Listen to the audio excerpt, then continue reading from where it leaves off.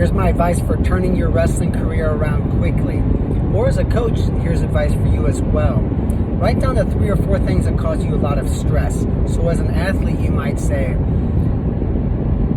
I struggle on bottom. I get really nervous before my matches. And maybe I, in the past, have been cutting too much weight. And by the end of the season, I hate wrestling.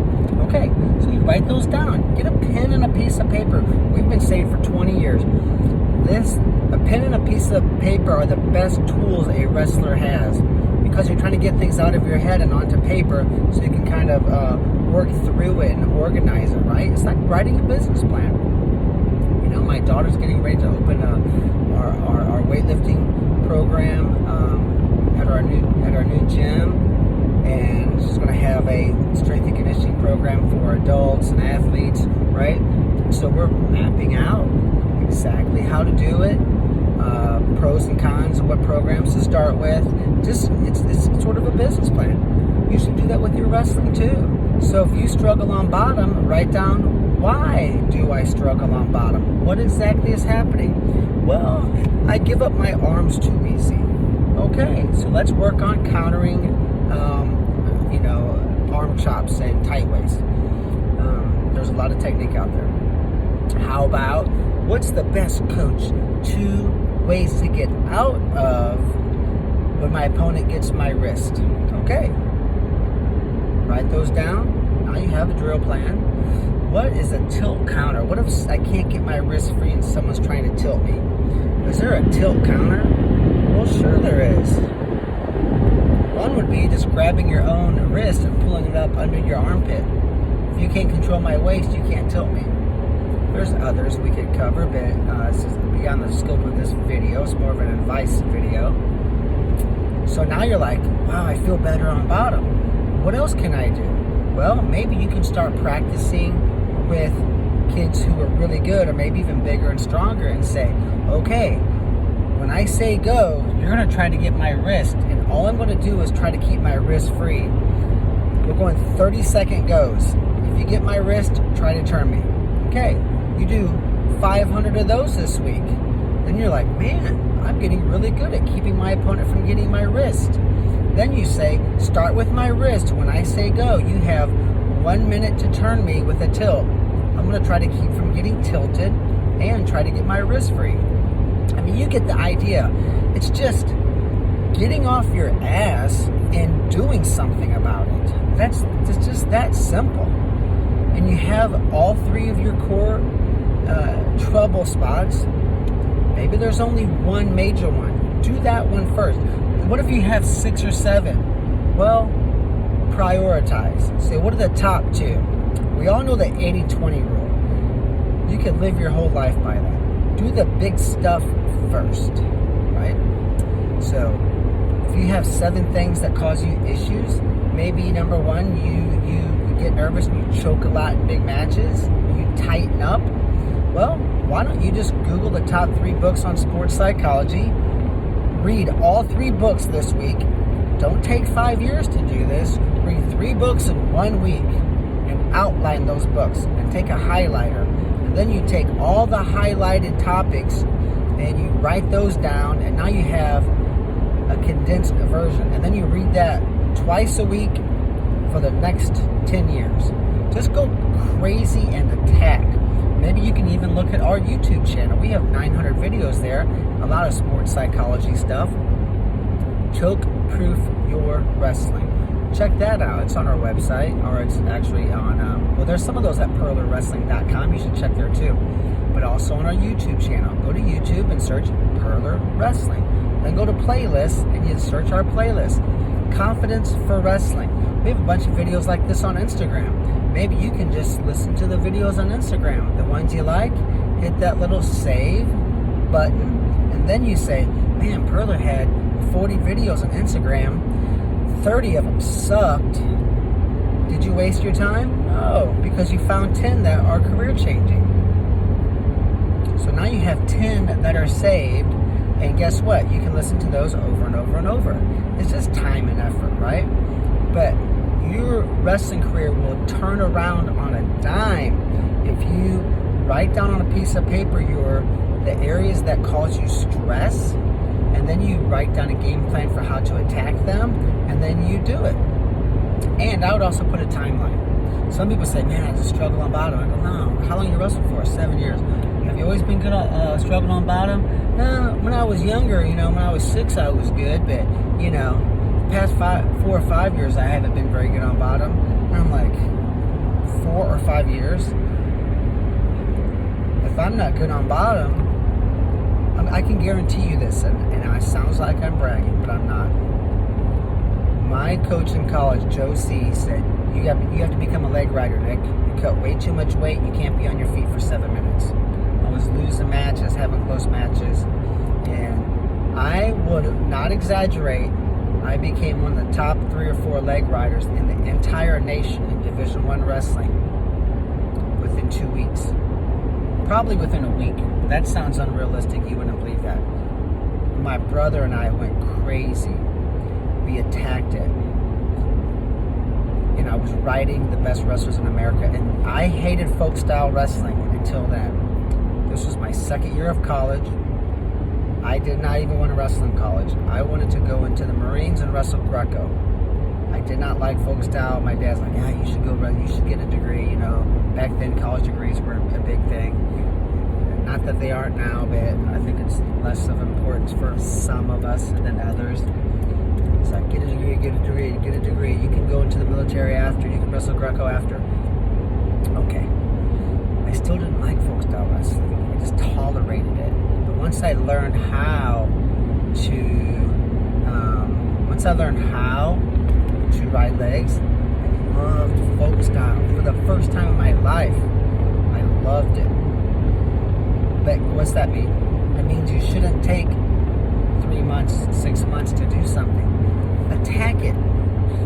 You should be the best tight waist counter wrestler on bottom in the entire state within 4 days, and within the nation within 2 weeks.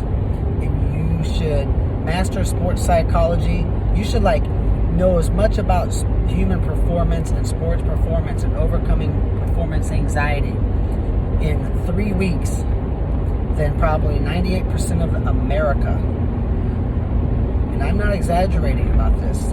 Now, what about a coach? Well, you're a coach. You're going to write down the things that stress you out. There's no system in place. Fix it. Have a system by Friday. It's Tuesday. You have 4 days. Get to work. My assistant coach is a jerk. Fire him. You're not here to be nice. Say, hey, you're a jerk. You have 2 options. You can either do what I say or you can leave. Right? You can't be around coaches who are jerks. If your assistant coach is running kids off because he thinks he's a Barney badass, get rid of him. You don't want him around. Kids nowadays, the number one reason most kids don't want to wrestle in college, they don't want to run track in the Olympics. Sure, they entertain those thoughts, but they're like, when it push comes to shove, they don't want to. Most high school coaches build programs around the normal kids. Sure, if you're at, Apple Valley or even a couple of teams in Missouri, they don't coach teams, they assemble them. They recruit all the kids from 3 or 4 different states. I'm not saying they're not decent coaches, but they assemble these teams, right? You can assemble a team. Blair Academy, they recruit kids from 40 different states. That's cool. If you get a chance to wrestle at Blair, you should do it. One of our wrestlers, Caden Schaefer, he just went to Sim. Jacob Guilfoyle's at Sims. We got 2 kids at Sim right now. That's awesome. Wyoming Seminary. I love it. Those guys are great guys. They do a great job. But they're not coaching like you are. Right? And you youth and middle school and high school coaches. I have kids driving to my practices. I'm not exaggerating. 3 hours and 15 minutes each way. They're in the car for almost 7 hours. So you're not... I have a big advantage over what you do. It just is what it is. But there still are common themes. I guarantee you the reason the coach at a famous private school is a head coach and does a great job. The reason a family will sell their house and move, we just had a family from Oregon sell their house and move. They moved to Troy, Missouri, next to my gym. They just moved here 6 weeks ago because they want to be close to us. Why would someone send their kid from Florida to Wyoming Seminary in Pennsylvania? Because the coach is doing a great job. I'm not saying he's not also assembling a team. I'm not saying I don't also have these advantages, because I do. But those coaches also get it done. Those coaches may not have a national championship team if they were in some small town in Oklahoma, but they would probably have a top 3 team in the state every year, right? Because they're organized, I guarantee it. So look at what causes you stress. And you say, well, no system in place. My assistant coach just runs kids off. It's okay to run kids off if you're having a select team and you're recruiting kids. But when you're a normal high school coach, you need the JV football player who's a junior. You can't play JV football as a junior in most schools, so he gets cut from the football team because he's 10 pounds too light and an inch too short, all right? Well, guess what? Get that kid on the wrestling mat. By the time he's a senior, he might qualify for state and score 10 points for you.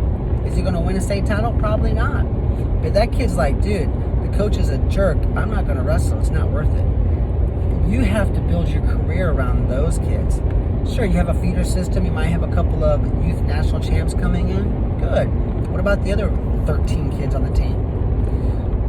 5 of those 13 are probably going to not even start until they're 8th or 9th grade. And kids nowadays, the number one reason kids don't do a sport or they quit is because the coach is a jerk. I knew a girl. She was a tremendous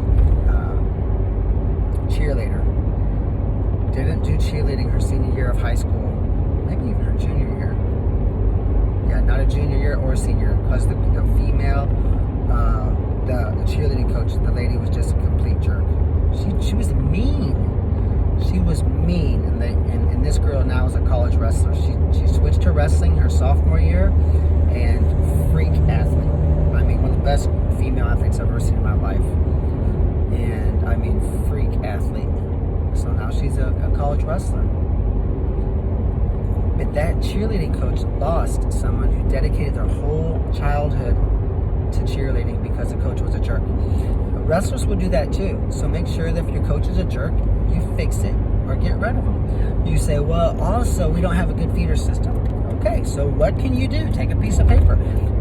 What can I do to have a good feeder system? You write it down. And then you start brainstorming. Then you have your coach who's like, hey, coach, let's go pound some wings and a few beers and let's figure this out. Maybe you have 3 or 4 wrestling parents who you trust and that can offer some good info.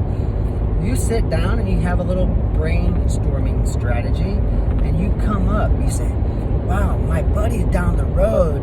His team is class 2. We're class 3. Maybe we can join forces and have a conglomerate team. They have, right? And then you say, well, our off season can do that too. Maybe we can go into the middle schools and youth during lunch. This is what I used to do when I was a high school coach. We would set up promo videos. I had an Ohio State promo video. It was about 20 minutes long. It was awesome.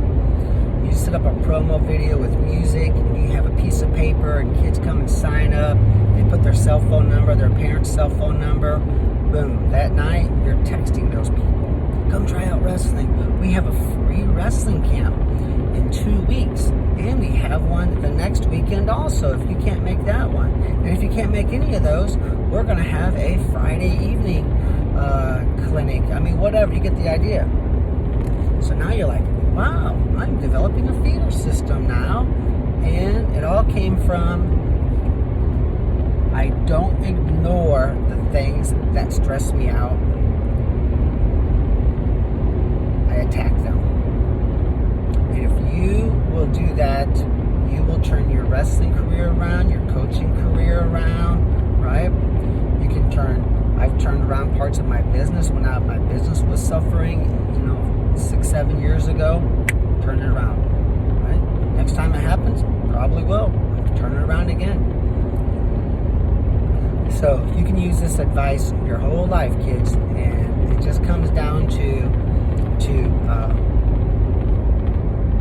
attacking like a freaking savage. Attack until you win. And if you will do that, the things will get better for you. Good luck.